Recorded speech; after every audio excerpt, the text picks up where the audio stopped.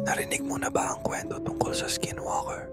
Ayon sa mga alamat ng mga Native American, partikular sa tribong Navajo, ang Skinwalker ay isang uri ng masamang salamangkero na may kakayahang magbago ng anyo.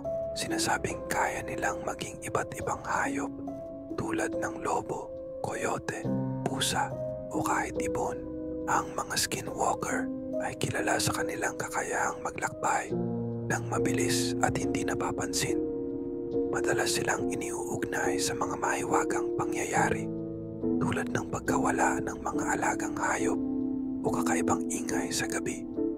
Ayon sa mga kwento, nagtataglay sila ng kakaibang kapangyarihan, kabilang ang kakayahang kontrolin ang isipan ng iba o magdulot ng sakit. Sa kultura ng Navajo, ang pagiging Skinwalker ay itinuturing na isang napakasamang gawain. Sinasabing ang isang tao ay nagiging Skinwalker sa pamamagitan ng pagsasagawa ng mga ritual na labag sa kanilang mga paniniwala, tulad ng pagpatay sa isang malapit na kamag-anak. Dahil dito, ang paksa tungkol sa mga Skinwalker ay bihirang pinag-uusapan, lalo na sa mga hindi kabilang sa kanilang komunidad. Sa kabila ng pagiging bahagi ng sinaunang alamat, patuloy na nabubuhay ang mga kwento tungkol sa mga Skinwalker.